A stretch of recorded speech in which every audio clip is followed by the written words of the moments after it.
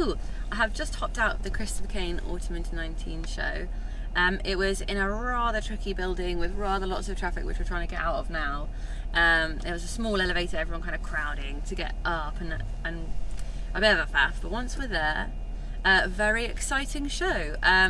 The wonderful thing about Christopher Kane is that he has these kind of signatures that we know and love. So when you're looking at a Christopher Kane show, you know to look for lace, you know to look for kind of a pop of red, a little bit of a sexual undertone, and a little bit of a science undertone. So last season Christopher Kane was looking at praying mantises and how they're this kind of alpha insect, and also kind of these awkward underwear liners that you wear when you're wearing a really tight dress, and lots of tight-fitting lace dresses last season. This season, completely reverse. So rather than being lots of form-fitting lace dresses with cut-out straps, this was much more cupcake poppy stylings and dresses. So really short bandeau, and then kind of arse-skimmingly short dresses that popped out.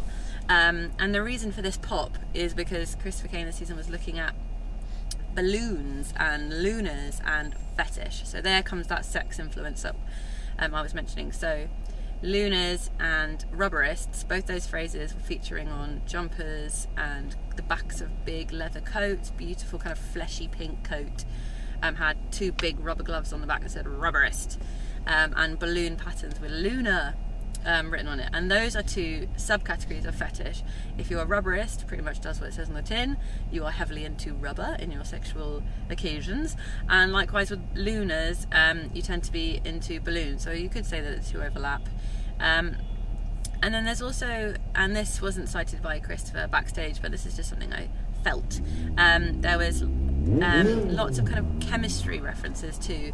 Someone was saying on the music something about they were reading out kind of letters, and it made me think periodic table, and that in keeping with, very excitingly, these gel PVC kind of pill clutches and earrings and shoes. So shoes are multiple straps really thickly clamped together with what looks like almost like silver rivets, and those were prevalent throughout the collection, which again adds to this kind of bondage fetish element. But back to the PVC gel filled, so straps over the shoes, dripping on earrings, sections on jumpers, like big patches of rubbery jelly, and that's in blues and greens and yellows, really primary colours, which you would expect if you bought a balloon pack for a kid. Perhaps they'd all be in blues and primary blues, reds, oranges and yellows.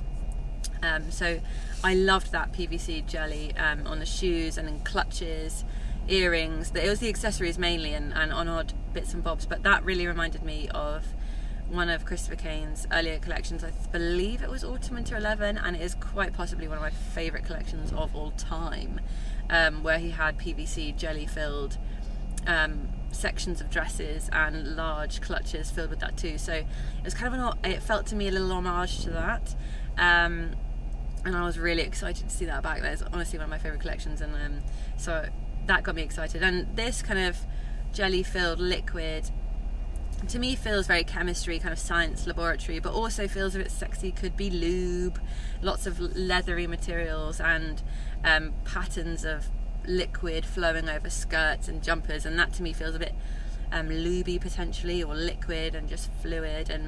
But yeah, a really interesting progression for Christopher. Completely different shapes popping up, again that pop of the balloon, but really short, lots of leg. And lace, as I mentioned before, is something we always should look out for a Christopher Kane show, and here it was really beautiful, and not as prevalent as last collection because there was lace like really heavy throughout the last collection. This was peppered throughout. So he works with Swarovski a lot, and there was beautiful diamanté straps and kind of pulling across the body into an arm, which then went into fishtail, and then Swarovski again on the lace.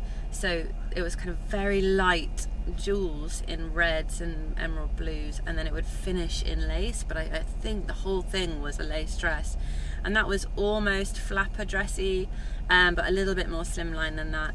Really fantastic. And I should mention that when models weren't in jelly shoes, they were in these rather clumpy boots, which had 3 balls, which you could also say were balloons, in primary tones or white. And they looked a little orthopedic, which kind of works with previous collections where Christopher Kane has collaborated with orthopedic shoes, the name of which I can't remember. I think there's Z something, but those are fantastic. So it's this kind of slightly fugly shoe with this ultra feminine dress, and I just love the juxtaposition of ideas and a little bit sex, a little bit science. And Kane was saying backstage, it's all about the fluidity, and you get that kind of just feeling fluid and free, and the different shapes are supposed, you know, is curvier. The shape of the clothes are curvier, and it's just about feeling strong and experimenting. And yes, you might have an odd fetish, but that's okay. And like, this is the place for you. And I just thought it was a really interesting step. I love what he does, and I just think it's so fun. Like, I think fashion needs to remember to have a little bit of a fun, and often the tongue-in-cheek brands are the ones that succeed the best. So brava, I loved it, absolutely fantastic, can't wait for more.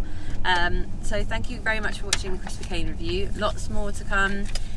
So make sure you're subscribed to our YouTube. If you're watching on YouTube, make sure you watch through SHOWstudio as well, that way you get all the images underneath, so you know what I'm talking about. Yeah, thank you very much, guys.